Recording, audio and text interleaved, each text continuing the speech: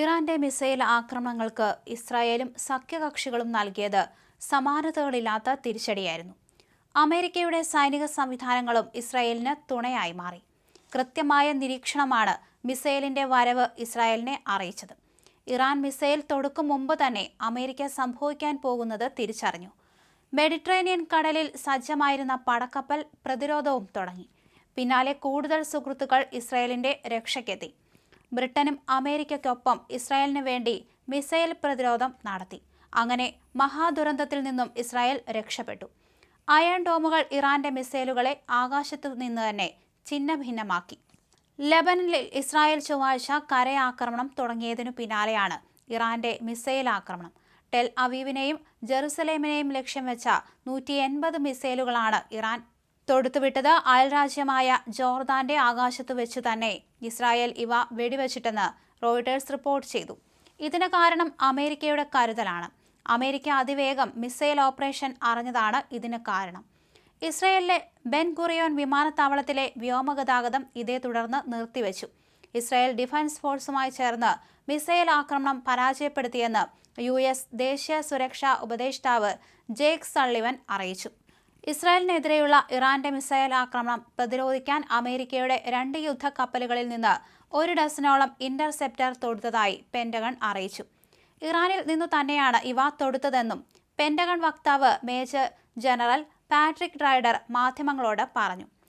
കഴിഞ്ഞ ആക്രമണത്തെക്കാൾ ഇരട്ടി മിസൈലുകളാണ് ഇത്തവണ ഇറാൻ ഇസ്രായേലിന് നേരെ തൊടുത്തതെന്നും പെന്റഗൺ പറഞ്ഞു. അമേരിക്കയ്ക്കൊപ്പം ബ്രിട്ടനും പ്രതിരോധത്തിൽ ശക്തമായ പങ്കാളിയായി മാറി. ഇതാണ് ഇസ്രായേലിന് കൂടുതൽ കരുത്താകുന്നതും.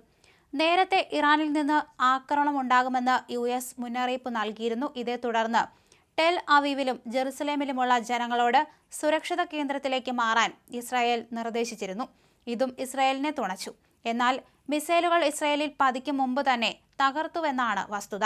ഹിസ്ബുള്ള തലവൻ ഹസൻ നസ്രുള്ളയെയും പ്രധാന കമാൻഡർമാരെയും വധിച്ചതിനു പിന്നാലെ ലെബനനിൽ കരയധിനിവേശം തുടങ്ങിയ ഇസ്രായേൽ രാജ്യത്തുടനീളം വ്യോമാക്രമണവും ശക്തമാക്കിയിരുന്നു. ഇതിനെതിരെയായിരുന്നു ഇറാന്റെ ഇടപെടൽ. ലെബനനിലെ ഇസ്രായേൽ ഇടപെടൽ അതിശക്തമായി തുടരുകയും ചെയ്യുന്നുണ്ട്. ലെബനൻ തലസ്ഥാനമായ ബെയ്റൂട്ടിലും പ്രാന്തപ്രദേശങ്ങളിലും തെക്കൻ ലെബനിലും ബെഖാവാലിയിലും ചൊവ്വാഴ്ച ഇസ്രായേൽ യുദ്ധവിമാനങ്ങൾ ബോംബിട്ടു. 24 മണിക്കൂറിനിടെ 95 പേർ മരിച്ചു. 172 പേർക്ക് പരിക്കേറ്റു. ഗസയിലെ യുദ്ധവുമായി ബന്ധപ്പെട്ട് ഹിസ്ബുള്ളയും ഇസ്രായേലും തമ്മിൽ 1 വർഷത്തോളമായി സംഘർഷത്തിലാണ്. അതിന്റെ തുടർച്ചയാണ് ഇപ്പോഴത്തെ ആക്രമണം. ഇസ്രായേൽ കരയുദ്ധത്തിന് തുനിഞ്ഞാൽ അതിന് തങ്ങൾ സജ്ജരാണെന്ന് ഹിസ്ബുള്ള പ്രഖ്യാപിച്ചിരുന്നു. അതിനിടെ ഇസ്രായേലിനെതിരായ ബാലിസ്റ്റിക് മിസൈൽ ആക്രമണത്തിന് ഇറാൻ തിക്തഫലങ്ങൾ നേരിടേണ്ടി വരുമെന്ന് ഇറാൻ അമേരിക്ക മുന്നറിയിപ്പ് നൽകിയിട്ടുണ്ട്. തീർച്ചയായും ഈ ആക്രമണത്തിന് ഇറാൻ പ്രത്യാഘാതങ്ങൾ നേരിട്ടിരിക്കും. ഇന്ന് എന്തായാലും പ്രത്യാഘാതങ്ങളെന്ന് ഞങ്ങൾ വിശദീകരിക്കുന്നില്ല.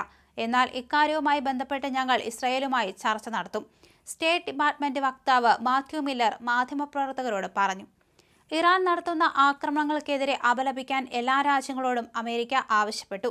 ബാലിസ്റ്റിക് മിസൈലുകൾ ഉപയോഗിച്ചുള്ള ആക്രമണം അംഗീകരിക്കാനാവില്ലെന്നും അമേരിക്ക അറിയിച്ചു. ആക്രമണത്തെക്കുറിച്ച് അമേരിക്കയ്ക്ക് ഇറാൻ മുന്നറിയിപ്പ് നൽകിയില്ലെന്നും മില്ലർ പറഞ്ഞു. യൂറോപ്യൻ യൂണിയനും ഇസ്രായേലിനെതിരായ ആക്രമണത്തെ അപലപിച്ചു. ആക്രമണങ്ങളും പ്രതികാര നടപടികളും തുടരാൻ സാധ്യതയുണ്ട്. മേഖലയിലുടനീളം ഉടനടി വെടിനിർത്തൽ വേണം. European Commission vice president Joseph Borrell പറഞ്ഞു.